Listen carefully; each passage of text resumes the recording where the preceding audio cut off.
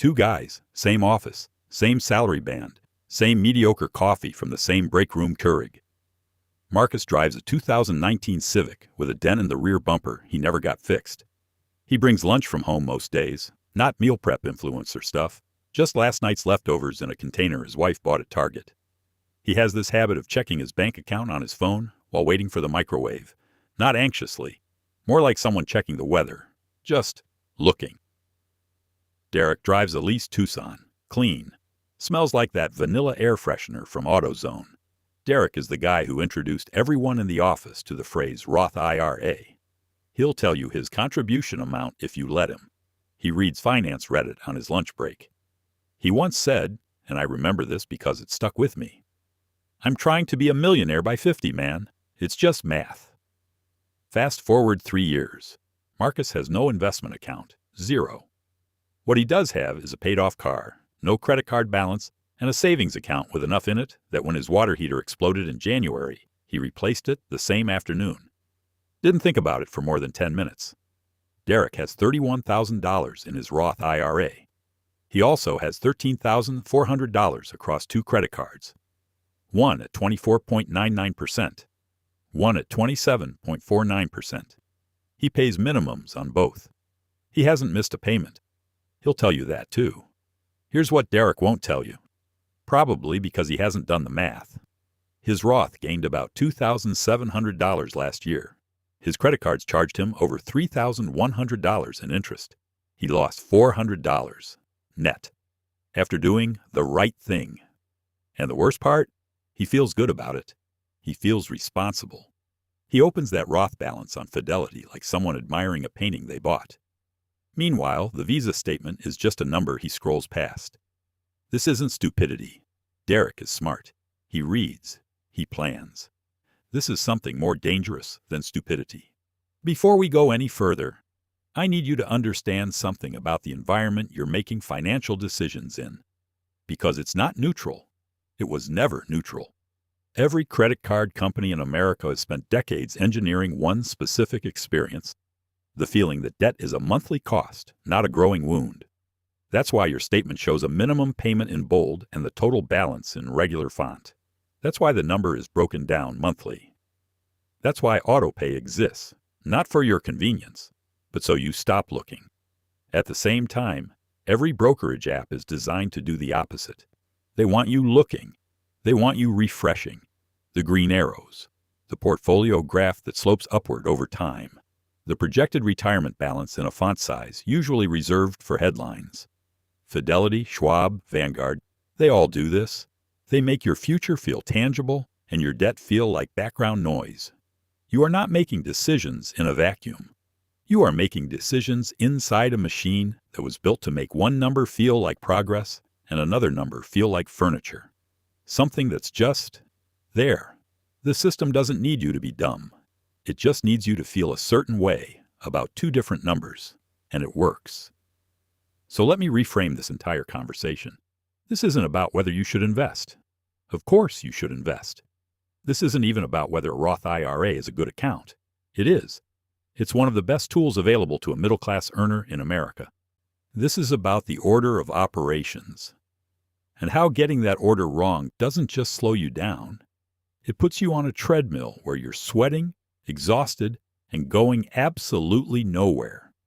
Except you think you're moving, because the scenery on the screen keeps changing. What I want to show you is the math that nobody walks you through. Not because it's complicated, because it's uncomfortable. If you actually run the numbers on what most people in the $60,000 to $100,000 income range are doing with their money, you'll find a pattern that looks like responsibility on the surface and financial self-harm underneath. Let's get into it. There's a concept I call the spread, and once you see it, you can't unsee it. The spread is the gap between what your investments earn and what your debt costs. That's it. Simple subtraction. But almost nobody does it. Your Roth in a good year returns somewhere around 8 to 10%. Let's be generous. Call it 10. Your credit card charges you 25%. The spread is negative 15. That means every dollar you put into your Roth while carrying credit card debt is a dollar that's effectively earning negative 15%. You are paying for the privilege of investing. Read that again. You're not building wealth. You're financing the feeling of building wealth. And the cost of that feeling is roughly $150 a year for every $1,000 of credit card debt you carry.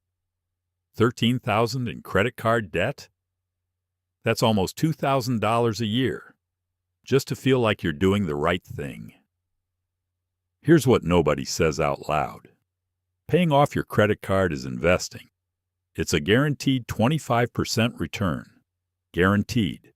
No market risk. No volatility. No bad year. You will never find that return anywhere in any legal investment vehicle on the planet. But it doesn't feel like investing. It feels like treading water. It feels like you're just getting back to zero. And that feeling, that aversion to going back to zero, is costing you real, calculable money every single month. But here's what most people miss. This problem isn't really about math. If it were, smart people wouldn't do it. And they do. All the time. I did it. For years. The problem is identity. Somewhere in the last 15 years, I have a Roth IRA became a personality trait. It became the thing you say at a dinner party that signals you're a serious person. It's the financial equivalent of owning a Vitamix. You might not use it optimally, but having it says something about you. And once an action becomes part of your identity, you stop evaluating it rationally. You defend it. You protect it. You keep contributing $500 a month to your Roth while making $280 minimum payments on a card that's silently compounding against you. Because stopping the Roth contribution feels like becoming someone else. Someone less responsible. Someone who gave up. That's the trap. Not the interest rate. Not the APR. The trap is that your self-image is wired to a behavior that is actively costing you money, and unwiring it feels like failure. It isn't failure. It's arithmetic. But arithmetic doesn't care about your feelings, and your feelings don't care about arithmetic. That's the whole problem in one sentence.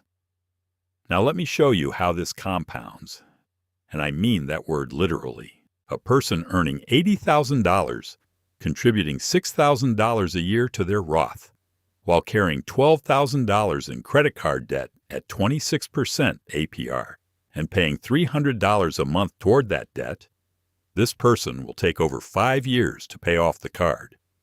During those 5 years, they will pay roughly $8,500 in interest. If that same person paused the Roth for 18 months and threw that $500 a month at the credit card instead, the debt is gone in about 14 months. Total interest paid, around $2,200. That's a $6,300 difference. And here's the part that really stings.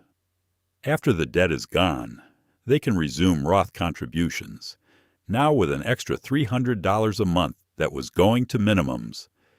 Within 3 years, they're back to where they would have been in the Roth. Except now there's no credit card, no interest, no drag. The 18-month pause costs them almost nothing in long-term retirement value. The refusal to pause costs them thousands. It gets worse, because the stress of carrying that debt, the low-grade hum in the back of your mind, changes how you spend in other ways. You make worse decisions when you're financially anxious. You're more likely to impulse buy as a relief valve. You're more likely to avoid looking at your full picture. You're more likely to say screw it on a Wednesday night and order DoorDash because you already feel underwater, so what's another $30? Debt doesn't just cost interest, it costs clarity. And clarity is the most valuable financial asset you will ever have. Let me say something that's going to sound wrong at first. Your Roth IRA is not an emergency fund. I know. You know this intellectually. But watch how people behave. They contribute to the Roth. They carry credit card debt. They have maybe $800 in savings. And when the car breaks down, they put it on the card. Then they tell themselves, well, at least I have my retirement account. This is a loop. The Roth becomes a psychological safety blanket that actually prevents you from building real safety. Because real safety, the ability to absorb a $2,000 surprise without borrowing, isn't glamorous. It doesn't have a ticker symbol. It doesn't show up in a portfolio chart. It just sits there in a savings account looking boring. And boring doesn't get dopamine. So you skip the boring thing. You fund the exciting thing. And every time life throws a $1,500 curveball at you, you put it on the card. And every time you put it on the card, the spread gets wider. And every time the spread gets wider, the Roth matters a little less. You're building a retirement account on a foundation of sand. And the tide comes in every month. I'm not done yet. There's one more layer to this that almost nobody talks about, and it's the most important one. When you carry credit card debt while investing, you are making a leveraged bet against yourself. You are borrowing at 25% to invest at 10%. No financial advisor on earth would recommend that trade. No hedge fund would take that position. It is, by every definition, a bad bet. But you're taking it every month because it feels responsible. Wall Street has a term for this kind of position. They call it picking up pennies in front of a steamroller. You collect small gains while ignoring massive, predictable risk. The only difference is that on Wall Street, people do it knowingly. They understand the risk and accept it. You're doing it unknowingly.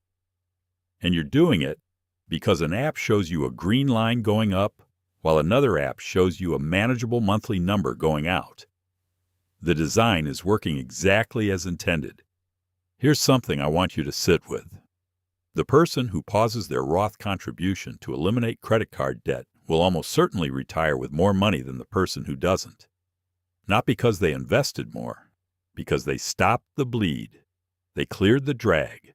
They got out of the negative spread and into a position where every dollar invested was actually working, not just performing. There's a difference between motion and progress. Funding a Roth while drowning in credit card debt is motion. It looks like progress. It sounds like progress. Your coworkers will think it's progress. But the math doesn't lie, and the math says you're running in place while the ground moves backward underneath you. So let's go back to Marcus and Derek.